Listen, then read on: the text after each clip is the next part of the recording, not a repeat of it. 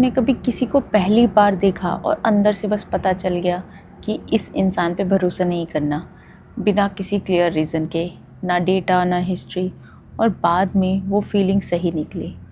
तो ये क्या है? कंडीशनिंग है, कॉग्निटिव बायस है, या कुछ और? पिछले वीडियो में हमने इंट्यूशन को क्वेश्चन किया था कि काफ़ी बार जिसको हम इनर वॉइस बोलते हैं वो सिर्फ हमारी कंडीशनिंग हो सकती है। आज इस बात को थोड़ा सा और एक्सप्लोर करते हैं। अब साइकोलॉजी क्या कहती है?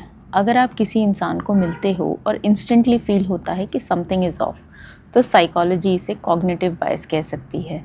इसका मतलब है कि कभी कभी हम बाद में सिर्फ वही चीज़ें याद रखते हैं जो हमारे इनिशियल डाउट को कंफर्म करती हो, और फिर लगता है कि देखा, जैसा सोचा था वैसा ही हुआ। लेकिन हर केस में बायस नहीं होता। कभी कभी ब्रेन रैपिड पैटर्न रिकग्निशन कर देता है, माइक्रो सिग्नल्स पिक करता है, tone shifts, body language, subtle hesitation, eye movement, और वो सब इतना फास्ट प्रोसेस होता है कि हमें लगता है कि जैसे अंदर से कुछ आवाज़ आई है या अंदर से कुछ पता चला है। तो हो सकता है वो मिस्टिकल नहीं है, बस अनकॉन्शियस कंप्यूटेशन हो। पर अगर सिर्फ कंप्यूटेशन होता तो कभी कभी फ्यूचर इवेंट्स का सेंस कैसे आता है, जैसे बहुत सारे लोगों ने रिपोर्ट किया है। तो साइंस मैकेनिज्म एक्सप्लेन करती है, वो बताती है ब्रेन कैसे प्रोसेस करता है। बट वो जो सटल नोइंग का फील होता है ना, वो जो क्वाइट सिग्नल होता है, उसका सब्जेक्टिव टेक्सचर अलग होता है। उसको शायद शब्दों में बताना भी मुश्किल है, और उसे साइंस अभी तक मेजर नहीं कर पाई है। और वही जगह है जहाँ इंक्वायरी ओपन रह जाती है। तो अगर कोई चीज़ अभी फुल्ली मेजरेबल नहीं है, इसका मतलब ये नहीं है कि वो फॉल्स है, लेकिन सोसाइटी उसे ऑफन ट्रांसलेट कर देती है कि अगर प्रूव नहीं हुआ तो एग्जिस्ट ही नहीं करता। तो हो सकता है कि कुछ इंट्यूशन कंडीशनिंग हो, कुछ अनकॉन्शियस प्रोसेसिंग हो, और शायद कुछ ऐसा भी हो जो अभी हम समझ नहीं पा रहे हैं। लेकिन यहाँ एक और भी इम्पॉर्टेंट सवाल है जो आंसर से भी ज़्यादा प्रैक्टिकल है।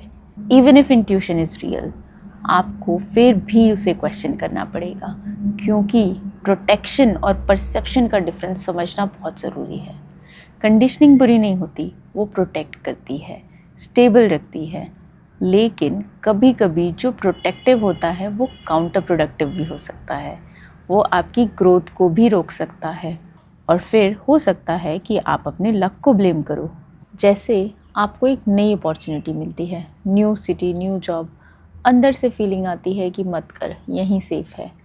अब ये फीलिंग हो सकता है इंट्यूशन हो कि जेन्युइनली रॉन्ग प्लेस है, और हो सकता है कंडीशनिंग हो जो अनफेमिलियर से डर रही है। Same feeling, same intensity, but source अलग, और वही सोर्स आपकी लाइफ का डायरेक्शन डिसाइड करेगा। मैं बस इतना कह रही हूँ कि ब्लाइंडली फॉलो मत करो, ब्लाइंडली रिजेक्ट भी मत करो। पॉज करो और पूछो, ये क्लैरिटी है या फेमिलियरिटी, ये परसेप्शन है या प्रोटेक्शन।